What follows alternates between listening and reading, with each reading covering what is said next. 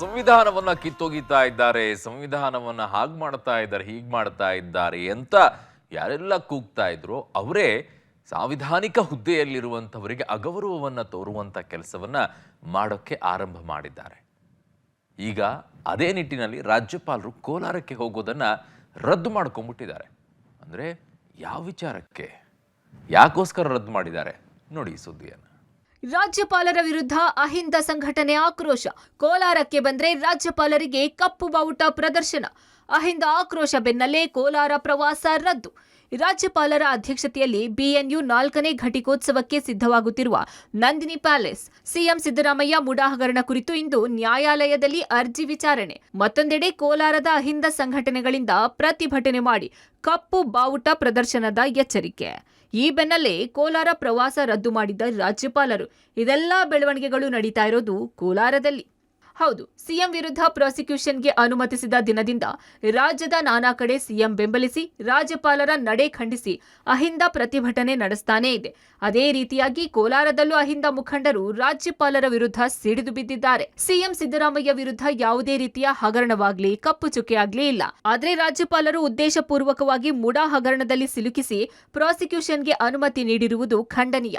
ಅಹಿಂದ ನಾಯಕ ಸಿದ್ದರಾಮಯ್ಯನವರ ಸರ್ಕಾರ ಉರುಳಿಸೋಕೆ ರಾಜ್ಯಪಾಲರು ಯತ್ನ ಮಾಡ್ತಿದ್ದು ಬಿಜೆಪಿಯ ಏಜೆಂಟರಂತೆ ವರ್ತನೆ ತೋರ್ತಿದ್ದಾರೆ. ಸಿದ್ದರಾಮಯ್ಯ ಅವರ ವಿರುದ್ಧ ಯಾವುದೇ ದೂರು ಇಲ್ಲದೇ ಇದ್ರೂ ಅವರ ವಿರುದ್ಧ ಪ್ರಾಸಿಕ್ಯೂಷನ್ಗೆ ಕೊಟ್ಟಿದ್ದು ರಾಜ್ಯಪಾಲರ ನಡೆಯನ್ನ ಖಂಡಿಸಿ ಕೋಲಾರಕ್ಕೆ ಆಗಮಿಸುತ್ತಿರುವ ರಾಜ್ಯಪಾಲರಿಗೆ ಅಹಿಂದ ವರ್ಗದ ಕಾರ್ಯಕರ್ತರು ಕಪ್ಪು ಪಟ್ಟಿ ಪ್ರದರ್ಶನದ ಎಚ್ಚರಿಕೆ ನೀಡಿದ್ರು.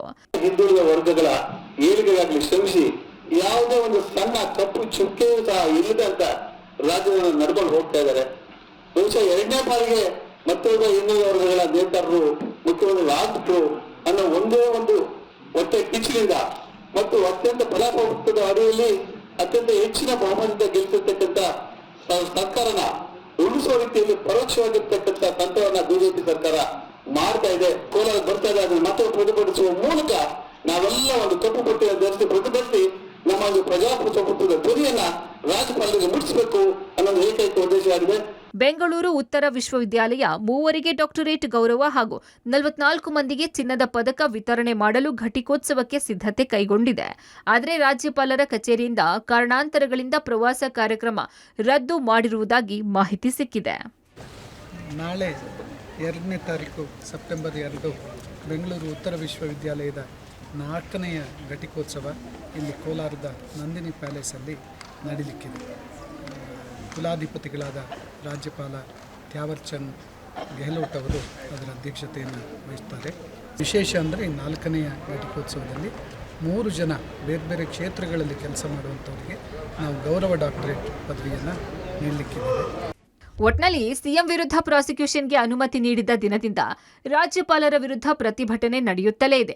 ಇದೀಗ ಕೋಲಾರದಲ್ಲೂ ಅಹಿಂದ ಸಂಘಟನೆಗಳು ಇಂದು ಪ್ರತಿಭಟನೆ ಹಮ್ಮಿಕೊಂಡಿರುವುದು ರಾಜ್ಯಪಾಲರು ಕಾರ್ಯಕ್ರಮವನ್ನು ದಿಢೀರ್ ರದ್ದುಗೊಳಿಸುವ ಪರಿಸ್ಥಿತಿಗೆ ತಂದು ನಿಲ್ಲಿಸಿದೆ. ಸಂವಿಧಾನದ ಮುಖ್ಯಸ್ಥರಾದ ರಾಜ್ಯಪಾಲರಿಗೆ ಹೀಗೆ ಪ್ರತಿಭಟನೆ ಬಿಸಿ ತಟ್ಟಿರುವುದು ಮಾತ್ರ ಹೊಸತನವೇ ಸರಿ. Ravi, public TV, Kolar.